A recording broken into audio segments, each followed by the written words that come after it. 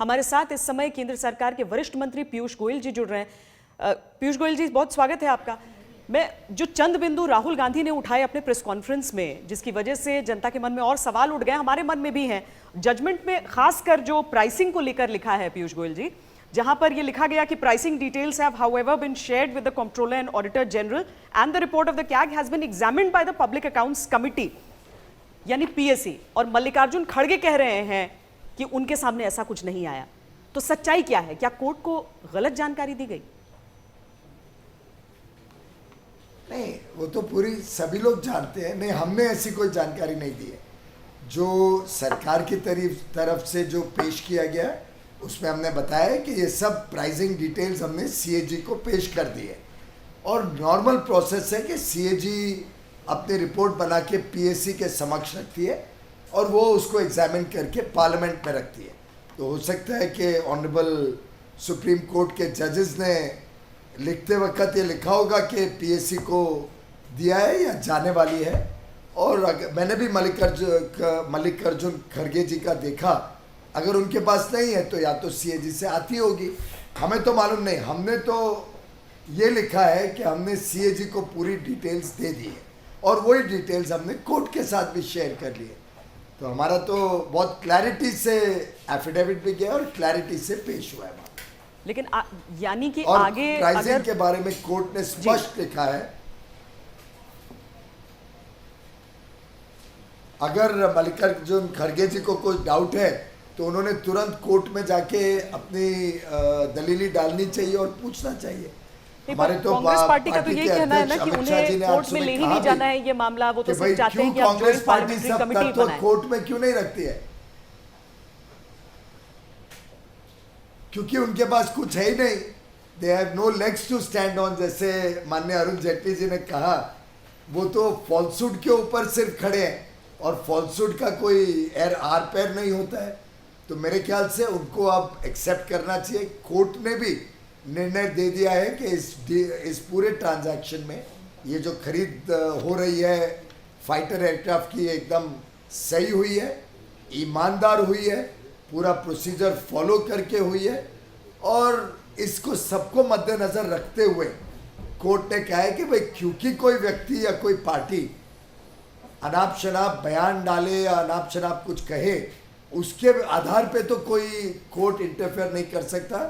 यहाँ national security का मामला है, देश की सुरक्षा का मामला है, देश की सीमाओं की सुरक्षा का मामला है।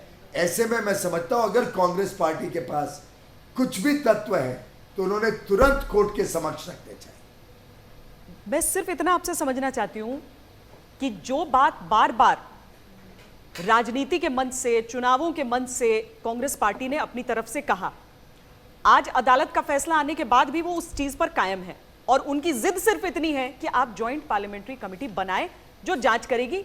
उनकी तरफ से यही कहना है कि अदालत की तरफ से इसका फैसला नहीं हो सकता, जांच हम ही कर सकते हैं। क्या आप किसी भी तरह इस मांग को मानने के लिए तैयार हैं? क्योंकि आपको मालूम है नहीं मानेंगे तो गतिरोध संसद में चलता रहेगा। मुझे लगता है ये तो कंटेम्प्ट ऑफ कोर्ट है। बहुत ही दुर्भाग्य की बात है कि एक के बाद एक इंस्टीट्यूशंस को कांग्रेस पार्टी अटैक करती है। अगर कोई फैसला उनके हक पे चले जाए तो वो इंस्टीट्यूशन बड़ी अच्छी है। अगर कोई फैसले में उनकी गलतियां पकड़ी जाती हैं और जो उन्होंने बेबुनियाद इल्ज़ाम लगाए थे वो सब पर्दाफाश होते हैं तो वो सुप्रीम कोर्ट को अटैक करने लग जाती है, बोलती है हमें ये मान्य नहीं है। तो मुझे लगता है बड़े दुर्भाग्य की बात है और मैं तो इसको कंटेम्प्ट ऑफ कोर्ट ही मानूंगा कि आज इनकन्वीनियंट ट्रुथ उनका सामने आ गया और उनको पता चल गया कि कोर्ट ने क्लीन चिट दी है, पूरी तरीके से बता दिया है कि कोई तत्व नहीं है, कोई आधार नहीं है इन आरोपों का। तो आज सुप्रीम कोर्ट को ही अटैक करने लग गए, बोलने लग गए कि हमें सुप्रीम कोर्ट मानने नहीं है। तो ये तो बहुत ही दुर्भाग्य की बात है। पर जेपीसी की मांग नहीं मानेगी सरकार।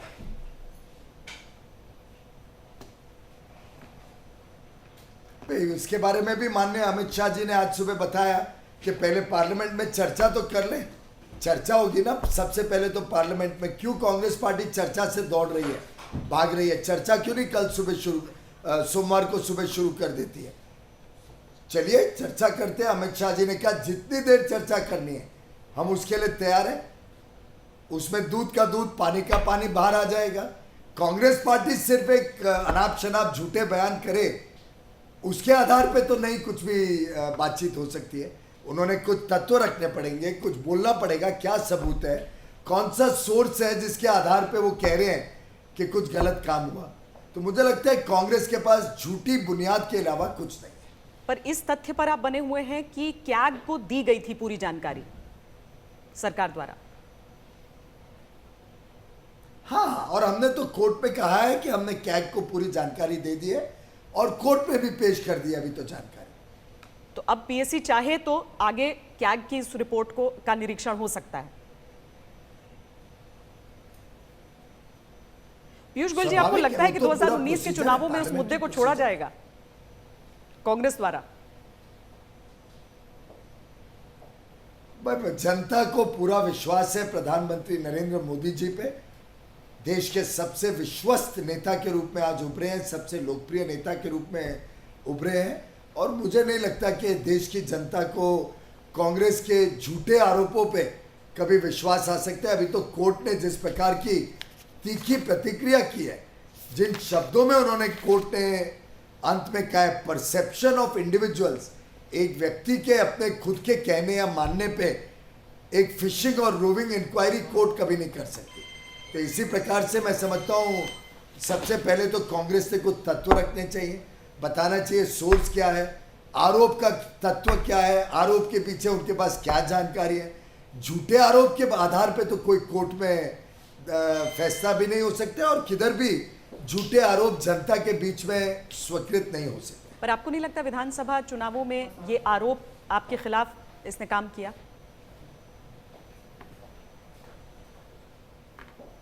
हमें तो किधर ग्राउंड पे राफेल का कोई विषय किधर दिखा ही नहीं था। किसी पत्रकारों ने भी, आपके भी चैनल के लोग गए थे सब तीनों राज्यों में, 5 राज्यों में, लगभग सबका जो अनुमान मैंने टीवी पे देखा यही था कि ये विषय तो चुनाव में है ही नहीं, क्योंकि कोई इस पे विश्वास ही नहीं करता। तो इसके पीछे सबसे बड़ी मंशा क्या आपको समझ में आती है?